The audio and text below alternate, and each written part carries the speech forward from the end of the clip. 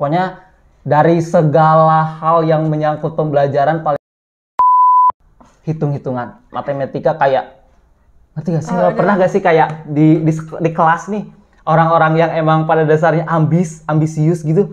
Kalau ada guru misalnya nanya sekian dibagi sekian dikali sekian, up terus gue yang kayak apa gitu sih ngangong gitu, ngerti gak sih? Kita emang lelah sekolah, belajar dan lain sebagainya, tapi orang tua kita jauh lebih lelah loh dari kita. Jadi intinya harus intinya konsisten lah terhadap yang kita lakukan, harus bisa intinya memberikan timbal balik kepada mereka yang udah ngebiayain kita. Menjadi ketuplak itu emang pundak kita tuh kayak berat banget gitu loh. Iya, tanggung jawabnya berat, tapi itu jadi kebanggaan tersendiri loh bagi kita. Itu kayak oh gue tuh udah dipercaya nih sama pihak organisasi kakak kita. Itulah jiwa-jiwa muda loh, waktunya kita untuk berpegang.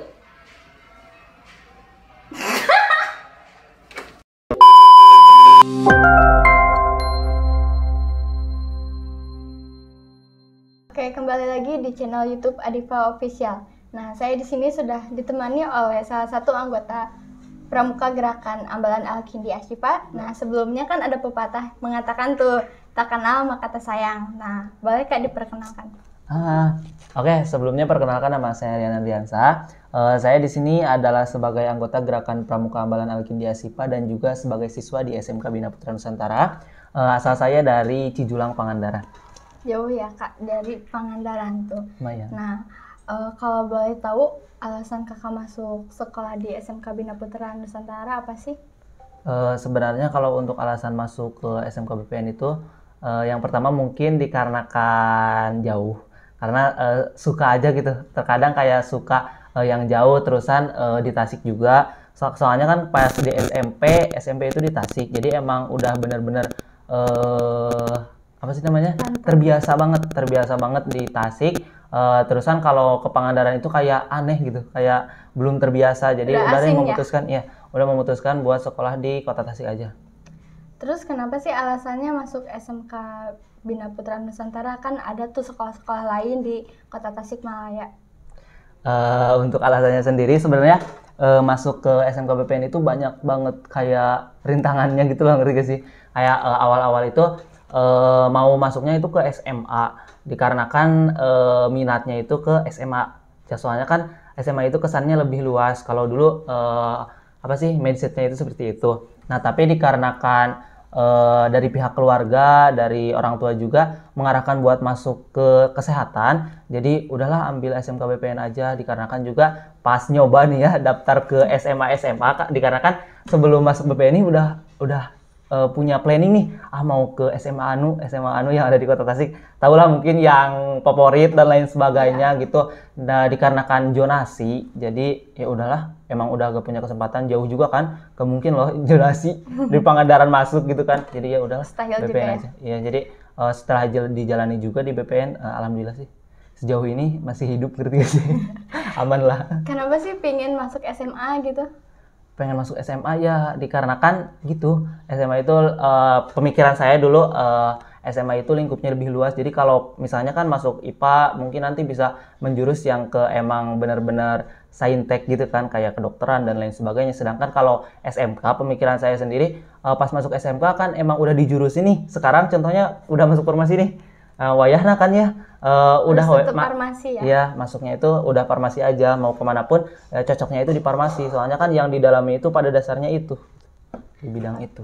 Kan kakak udah dari SMP tuh kan di sini. Suka dukanya sekolah jauh dari halaman rumah tuh apa sih?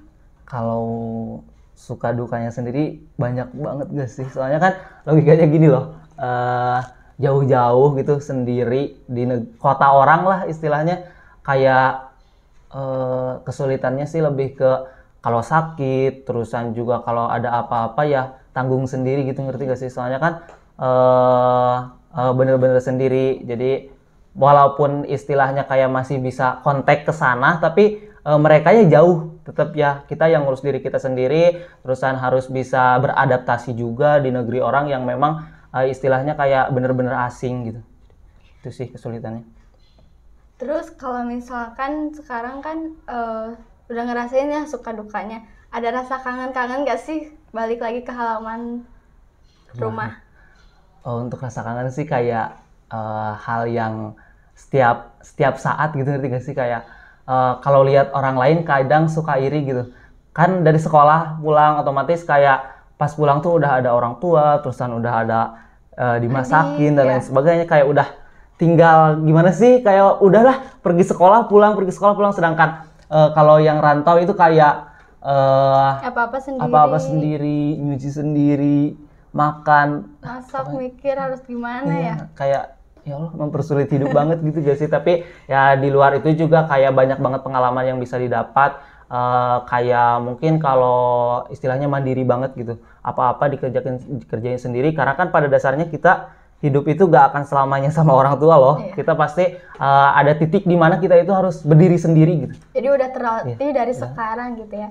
Terus ada penyesalan nggak sih sekolah jauh dari orang tua gitu? Kan tadi udah ngerasain ya suka dukanya gimana gitu. Kalau untuk penyesalan sendiri lebih ke disebut penyesalan yang kayak bukan yang nyesel bener-bener pure nyesel kesini gitu. Nah enggak sih, cuman kalau untuk pemikiran sendiri kayak sedikit ada penyesalan pasti ada, dikarenakan kan lo mikir gak sih kayak gue tuh udah difasilitasi gitu di Pangandaran misalnya ya, di rumah itu gitu udah nyaman, difasilitasi dengan baik, sekolah yang bagus, tapi kenapa malah mikir buat jauh gitu, kayak mempersulit diri sendiri gak sih? Nah, mungkin kadang mikir gitu, kenyamanan yang ada di sana, terusan apa-apa udah diatur sama keluarga, tinggal kita mau udah jalanin aja. Sedangkan di sini kita bener-bener mengatur diri kita sendiri, bagaimana kita bisa bercampur baur di sini dengan pantauan orang tua yang nggak secara langsung gitu.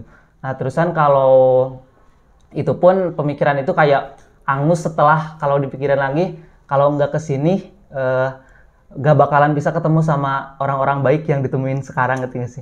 Kalau gak ke BPN kan kita gak bakalan ketemu, terus sama anggota-anggota dan lain sebagainya juga gak bakalan ketemu. Intinya jalanin aja sih, semuanya ada hikmahnya lah.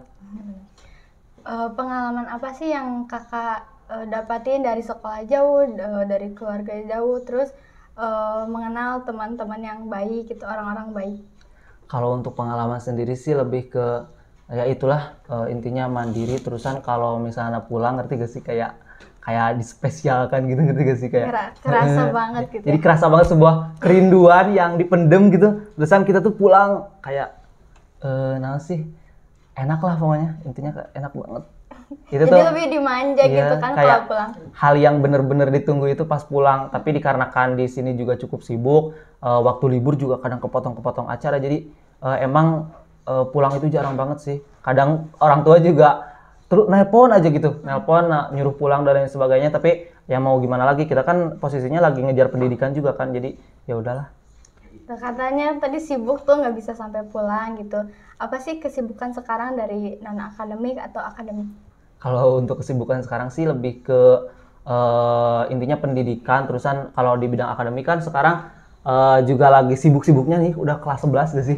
Kelas 11, jadi kayak sekarang itu pemikirannya itu udah mulai ke gimana caranya buat konsisten di nilai, di pelajaran, terusan juga ada organisasi juga. Nah, kesibukan organisasi di mana kita harus membagi dua nih otaknya, itu kayak akademik harus bagus dan organisasi juga harus bagus. Soalnya kan posisinya kalau kita nanti ngelanjutin, otomatis nilai kita juga jadi penentu kita untuk bisa lanjut gitu. Terusan di organisasi juga kita belajar seputar mungkin keorganisasian dan lain sebagainya. Jadi menyeimbangkan itu tuh kayak sibuk banget gitu. Harus bisa membagi waktu ya. Nah itu kan di akademik ya. Kalau di non akademik apa sih gitu? Yang paling sibuk sih kalau untuk non akademik eskul. Soalnya kan di BPN juga alhamdulillah masuk beberapa eskul kayak pramuka, terusan ada juga organisasi sekolah, ada MPK, terusan ada juga Bina Asalam. Nah gitu, jadi beberapa organisasi yang memang diikuti, dan juga planning juga nih mau masuk lagi tambahan satu eskul nih, adalah nanti masih rahasia ya? Masih rahasia. Oke, kan kalau boleh tahu kakak di sini ngambil jurusan apa sih? Kalau untuk jurusan sendiri farmasi industri. Gimana tuh kalau boleh diceritain? Kalau untuk farmasi industri gimana ya? Of course, kan karya tadi kan udah dibilang pas awal-awal juga emang pada dasarnya disuruh keluarga juga kan masuk farmasi. Jadi dari awal itu emang nol, ngerti gak sih? Iya. Gak pernah kepikiran kayak mau masuk farmasi nih, farmasi kayak gini-gini. Jadi udahlah jalanin aja, dan pas masuk tuh kayak Wow. ngerti gak sih? Kaget ya. Kaget. Isinya itu kayak hafalan, terus hitungan dan lain sebagainya, kayak gimana sih? Ya pokoknya dihantam banget sama keadaan organisasi, terusan kesulitan-kesulitan di farmasi juga. Kayak farmasi itu sesusah itu, ngerti gak sih? Apa sih yang paling susah di pelajaran farmasi industri? Kalau untuk pelajaran farmasi industri sih yang paling susah kayak PPMP sih. Itu tuh kayak kimia-kimia gitu. Terus Ngitung-ngitung ya? Ngitung, iya. Pokoknya dari segala hal yang menyangkut pembelajaran paling dibenci itu hitung-hitungan. Matematika kayak, ngerti gak sih? Pernah gak sih kayak di kelas nih, orang-orang yang emang pada dasarnya ambisius gitu. Kalau ada guru misalnya nanya, sekian dibagi sekian dikali sekian, up. Terus gue yang kayak, apa gitu? sih? Ngangong gitu, ngerti gak sih? Kayak, Gak ngerti apa iya, harus ditanya, apa harus dijawab gitu. ini gue salah kelas apa gimana sih gitu. Salah jurusan apa? Salah jurusan. Jadi kayak udahlah, jalanin aja. Tapi sih sejauh ini kalau untuk pelajaran farmasi sendiri yang mungkin dirasa sulit sih di bidang itu kayak yang hitung-hitungan dan lain sebagainya. Tapi kalau emang kita punya niatan nih ya, nggak ada istilahnya yang kayak salah jurusan. Soalnya kan pada dasarnya setiap jurusan punya kesulitannya masing-masing. Yang di farmasi mungkin menghitung, terusan yang di jurusan teknik dan lain sebagainya mungkin ada seputar perkabelan, perlistrikan dan lain sebagainya, gak ngerti. Intinya itu juga adalah sebuah kesulitannya masing-masing gitu. Jadilah jalanin aja sih untuk saat ini. Alhamdulillah lah, bisa lulus lah insya Allah. Insya Allah ya, mohon doanya. yang terbaik aja. Iya. Nah, kan kakak di sini ngambil eskul yang cukup lumayan banyak nih. Gimana sih cara ngebagi waktunya dari ngebagi-bagi? Kita tuh harus ke eskul ini, tapi di sini bentrok juga harus ada di kumpulan itu.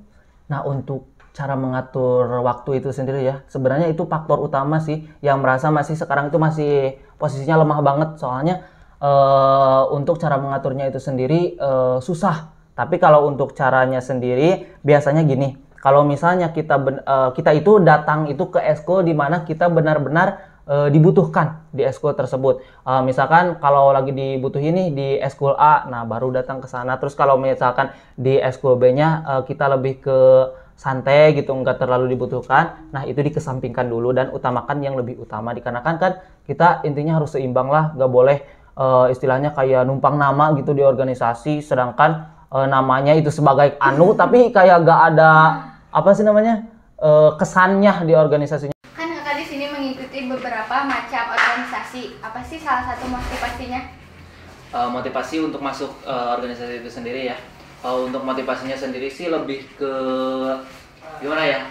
Kita kan masih muda nih, otomatis jiwa muda istilahnya kayak otak kita masih bisa berkembang, terusan fisik kita juga lagi sehat-sehatnya. Jadi kalau emang positif kenapa enggak gitu kan ya. Terusan juga masuk organisasi juga mikirnya kayak kita nih udah dibiayain loh sama orang tua kita, udah difasilitasi dengan baik, terusan sekolah juga gak murah kan sekarang, jadi istilahnya kayak uang yang kita keluarkan itu harus seimbang loh dengan ilmu yang kita dapat. Nah gitu, terusan juga itu juga sebagai bentuk apa sih namanya feedback nih ke orang tua kita yang udah kerja keras membiayai dan lain sebagainya.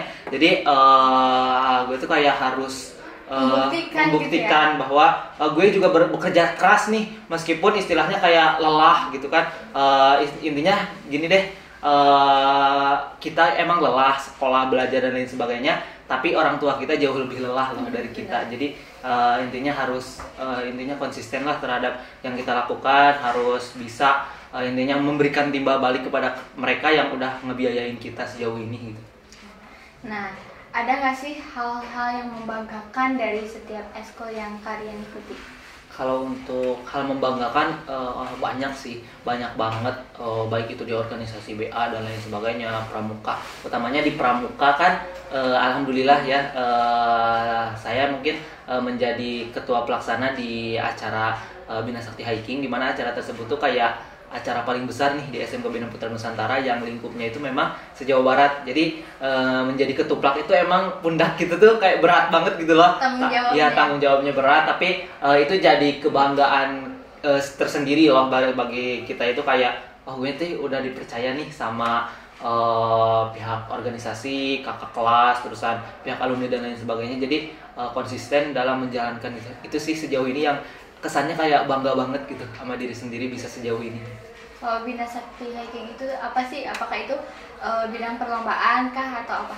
Nah, untuk Bina Sakti Hiking, ya itu adalah bidang perlombaan yang ada di SMK Bina Putra Nusantara. Bina Sakti Hiking ini isinya itu kayak perlombaan yang memang mencakup seputar pramuka gitu lah, kayak miniatur pioneering, sound movie, terusan ada juga LKBB. Nah, biasanya seperti itu. Namun dikarenakan tahun ini memang agak sedikit berbeda sih dari tahun-tahun sebelumnya, dikarenakan kan pada masa pandemi kayak gini nih. Jadi istilahnya kayak kesulitannya itu merubah konsep dan lain sebagainya. Jadilah intinya banyak perbedaan antara tahun ini dan tahun-tahun sebelumnya nih. Jadi menghambat juga ya adanya pandemi ini. Ada pandemi ini cukup menghambat sih. Kok kisaran nyampe ke 80% menghambat. Soalnya hampir yang semuanya dirubah loh. Ya, jadi kita emang benar-benar ditekankan nih, Bina Sakti Hiking harus ada tahun ini dengan posisi kita pihak panitia yang bahkan kosong banget loh, belum pernah jadi panitia perlombaan dikarenakan di tahun-tahun sebelumnya itu gak ada Bina Sakti Hiking, gak ada. Jadi susah gitu kita menyesuaikannya itu. Jadi benar-benar dari nol kita mikir gimana sih caranya biar tahun ini bisa dilaksanakan dengan keadaan kita yang memang benar-benar dipersulit, terbatas banget dengan pandemi ini. Okay. Kalau boleh tahu waktu pelaksanaannya kapan sih? Nah, untuk Bina Sakti Hiking sendiri untuk pelaksanaannya kita biasa di Januari, di bulan Januari, di akhir bulan biasanya. Nah, kebetulan nih sekarang kan udah masuk Januari nih ya, udah masuk bulan Januari, di mana tahun ini emang kita melaksanakan nih untuk Bina Sakti Hiking, tepatnya yang untuk agenda yang paling dekat itu di tanggal 8 Januari ini kita akan melaksanakan technical meetingnya untuk Bina Sakti Hiking. Nah, terusan untuk pelaksanaannya sendiri kita laksanakan di tanggal 30 Januari 2022. Nah, sekarang juga udah lagi sibuk-sibuknya nih. Soalnya kan banget sih. Soalnya kan dilihat-lihat kayak udah sekian minggu lagi loh. 3 mingguan lagi gak sih? Nah, 3 mingguan lagi dan sekarang gak bakalan kerasa itu. Gak bakalan kerasa banget. Sekarang tuh kayak bener-bener kita lagi evaluasi nih. Apa sih yang belum, apa sih yang udah. Soalnya kan lingkupnya itu se-Jawa Barat dan juga maksudnya itu kayak melibatkan sekolah lain juga, jadi istilahnya harus perfect gitu. Harus persiapannya matang banget. Bener. Soalnya kalau memang lombanya tidak sesuai, maka yang tercorengnya itu bukan organisasinya aja loh, tapi sekolahnya juga. Jadi istilahnya kita mengemas lah dengan baik, sebaik mungkin. BSH itu harus benar-benar apa sih istilahnya kayak rapih lah, nggak boleh sampai ada celah. Nah, kalau boleh tahu sejauh mana sih persiapan dari, kan sudah pasti persiapkannya dari jauh-jauh hari. Nah, baru berapa persen sih kalau boleh tahu? Kalau dipresentasikan sih sejauh ini mungkin kisaran 75% adalah untuk persiapan dari pihak panitia juga. Dikarenakan emang biasanya kita kalau ada acara gede kayak gini, kayak BSA itu kita persiapan selama 6 bulan loh, 6 bulan. Kita persiapan. Cukup lama ya? Lama banget, itu kayak berproses banget. Kita kan awalnya kayak ada beberapa planning A, planning B, planning C, dan akhirnya yang dipakai itu planning yang mana nih yang cocok buat dipakai secara online. Bingung banget sih, soalnya pernah juga sih waktu itu kayak kurang komunikasi dan lain sebagainya sehingga ada masalah juga. Jadi kayak intinya susah banget ya, pasang surut banget sih. Soalnya kesulitannya sih di pandemi ini sih yang menekankan kita untuk lebih aktif lagi gitu mengurus BSH ini, dikarenakan kita benar-benar punya inovasi baru, gak yang istilahnya mengikuti tahun sebelumnya, enggak banget. Jadi kayak susah banget sih sejauh itu, kisaran 75% udah ada lah untuk persiapan kita. Masih jauh juga kan ya. Kan sekarang jadi ketua BSH nih lomba. Nah, gimana sih rasanya jadi ketua BSH? Apakah tanggung jawabnya pastinya besar ya? Gimana sih rasanya? Kalau ditanya soal rasanya gimana, kayak intinya sih berat banget sih, ngerti gak sih? Kayak kita itu sebagai ketua otomatis kita dituntut nih buat menjadi seseorang yang emang bisa memimpin anggotanya, terusan juga kita harus lebih aktif. Itu sih prinsip saya ya. Kalau misalnya kita udah jadi ketua, otomatis kita itu harus lebih aktif dari anggota-anggota yang lain. Jangan sampai yang lebih menonjolnya itu anggotanya. Malu kan? Masa katanya ketuanya aja gitu. Nah gitu. Jadi kita itu benar-benar istilahnya menyesuaikan lah anggota kita dari banyaknya pemikiran nih. Pemikiran kan di organisasi otaknya beda-beda, pemikirannya beda-beda. Terus kita harus satuin dengan satu tujuan buat menyukseskan BSA. Kayak susah sih, susah banget nah di bagian itu. Apalagi kan sekarang lagi pandeminya kan, jadi kita juga harus memikirkan planningnya. Benar. Harus memutar otak gimana sih harus bisa terlaksana Iya, itu. benar. Nah, itu juga salah satu kesulitan juga. Terusan juga kan sekarang nih kayak anggota-anggota tuh kayak udah enak gak sih kita 2 tahun gak ya? Ya, ada, di rumah, di rumah. benernya di rumah 2 tahun. Terusan sekarang kita dilibatkan dengan sebuah acara yang sejauh barat gitu, kayak menarik anggota untuk ayo yuk kita bisa nih, kita bisa bangkit lagi nih, kita bisa berkembang lagi, kita bisa mengadakan acara ini, melaksanakan. Walaupun emang dilakukannya secara online. Iya, jadi itu emang salah satu kesulitannya, rasanya itu Terhambat kayak banget. ya sulit banget karena pandemi ini emang benar-benar berpengaruh sih. Oke, kan tadi kita udah dengar nih perjalanan kalian dari awal sampai akhir, dari memilih sekolah, nggak keterima atau kehalang zonasi. Ada nggak sih motivasi buat para pelajar di luar sana yang ingin berkembang dan maju? Untuk motivasi sendiri sih mungkin buat para pelajar di Indonesia utamanya ya, ikuti mimpi kalian. Apapun yang kalian inginkan, terus kejar, terus berprogres, terus berkembanglah intinya. Setinggi apapun mimpi kalian, nothing is impossible. Semuanya dapat dikejar karena siapapun bisa menjadi apapun. Intinya gitu. Oke, makasih buat motivasinya. Oke.